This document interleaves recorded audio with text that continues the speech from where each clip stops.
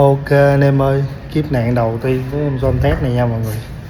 Xe mình để từ hôm thứ bảy, tối thứ bảy tới bây giờ, là hôm nay là thứ sáu, coi như là mới có 6 ngày thôi. Ở đây chìa khóa trong tay nha mọi người nha.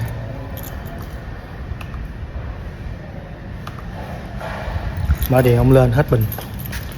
Không biết lý do, nhưng có thể do cái đồng hồ điện tử nó không có khóa chìa á mọi người. Đó, cho nên là cứ tới nơi bấm cái nút là nó sẽ mở điện. Rồi bây giờ thì lên lấy cục sạc dự phòng xuống để sạc cho cái bình thông qua cái đồng hồ Lubu C36 ha anh em ha. Hey. Ok anh em, bây giờ đây là lần đầu tiên sử dụng cái này của cái con C36 này từ lúc mua tới giờ, cũng như là từ lúc mình biết tới nó tới giờ là cái năm nay ha mọi người. Bây giờ coi thử nó như nào luôn nha.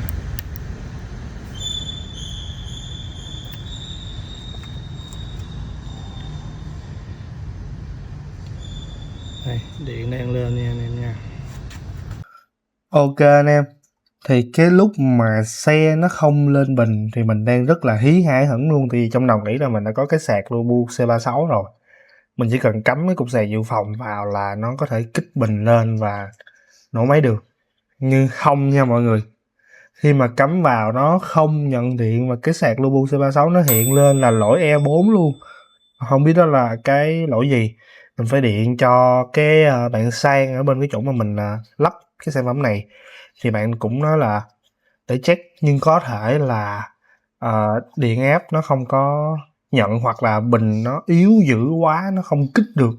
Cái C36 nó chỉ hỗ trợ gọi là sạc bình thôi ha mọi người, giống như là nuôi bình á.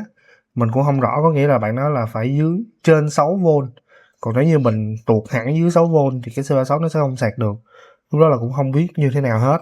Rồi mình phải tìm cứu hộ, trên tinh thần là phải tìm cứu hộ luôn nha anh em.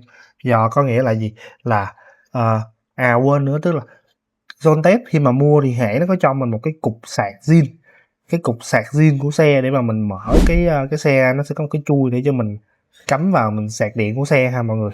Nhưng mà khi mà xe mình đang ở trên tầng chung cư cho nên không có ổ điện để cắm, thì trên tinh thần nghĩ là chắc bây giờ thôi, một là phải đẩy xuống, còn hai là kiếm cứu hộ. Thì mình điện qua bên F Malaysia, điện cho bạn Tường nhờ cứu hộ, cũng như là hỏi thăm bạn Tường thôi là có biết luôn là hồi trước giờ có gặp cái tình trạng này hay không.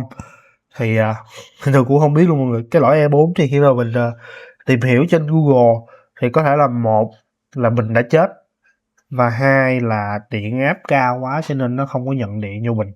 Khi mà bình nó tuột điện áp quá nhiều á mọi người, thì cái E4 thì mình đang nghĩ là có thể là do cái cục sạc của mình là cục sạc nhanh cho nên điện áp cao, nhưng mà mình nghĩ đi nghĩ lại cũng có thể là không phải như vậy đâu.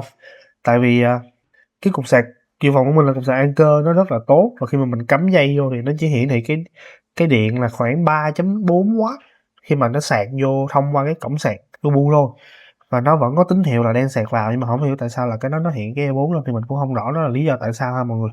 Đó thì phải gọi là đẩy xe xuống dưới hầm luôn khi mà mình test. Thật sự mà nói là mình cắm mình nhờ cái anh hỗ trợ kỹ thuật khi mà lên cái tầng chung cư của mình, cái bãi xe, để mà kích cái ổ điện để cho mình có thể cắm chui vào cái cục sạc đó vào xe mình, để cho nó kích điện lên, coi là nó có sạc được hay không này kia các thứ. Thì tự nhiên cắm vào nó nhảy CP, nó không lên điện nữa. Mình nghĩ là ôi chết rồi, có khi nào là hư luôn cái cục sạc không sạc được. Thì phải nghĩ tới tinh thần là thôi phải kêu cứu hộ, nhờ cứu hộ lên kích bình, hoặc là gọi là thay bình mới luôn ha mọi người ha. Ok, thì tiếp tục quay lại với cái cục sạc zin của xe khi mà nó cho để mình kích bình đó mọi người. Thì khi mà mình nhờ các anh kỹ thuật họ đấu điện lại, rồi mình cắm cái chui vào, nó là một cái sạc nhảy CP. Còn trên cái cục sạc nó hiện cái đèn xanh lên, xong cái nó tắt đèn, nó không lên nữa luôn. Thì mình nghĩ ôi thôi rồi, không biết là cái cục sạc nó còn sạc được hay không. Thì thôi đem cái cục sạc đó lên trên nhà lại, mình cắm lại trên nhà để mình test, thì nó vẫn lên đèn bình thường thì kia thứ, có nghĩa là cái cục sạc nó không có hư. Cho nên mình quyết định thôi, nếu như vậy thì thôi ráng mình đẩy xe của mình dắt bộ từ trên tầng 3 chung cư xuống dưới đất, rồi mình đẩy bộ ra ngoài trước cổng chung cư của mình, tiệm rửa xe của anh Tính, mà nơi mà mình hay rửa xe với thay nhớt bảo dưỡng lần trước mà mình có chia sẻ với mọi người á. Gửi xe ở đó để mình cắm, mình sạc đỡ cái xe, cũng như là sau khi mà nó sạc đầy nhờ ảnh lắp cái nắp lại rồi ảnh rửa xe giùm mình luôn. Con này là anh em của hạt lay nè. Hạt lay cũng vậy á, hạt lay cũng phải có một cục nuôi bình vậy á em. Rồi đó anh em, đó, cục nuôi bình riêng của hãng cho luôn nha. Rồi giờ đợi chừng nào nó lên đầy bình thì đèn nó sáng màu xanh lá nha anh em nha. Coi tới đây thì chắc là mọi người cũng đang thắc mắc là vậy rốt cuộc nguyên nhân là gì? Tại sao cái xe của mình nó lại bị hết bình như vậy? Thì thật sự mà nói thì nếu như xét về nguyên nhân gốc rễ thì tới bây giờ mình vẫn chưa biết. Nhưng mà có một cái điểm mà mình nghi ngờ có thể nguyên nhân do cái này nó gây ra, đó chính là cái hệ thống Bluetooth của xe ha mọi người ha.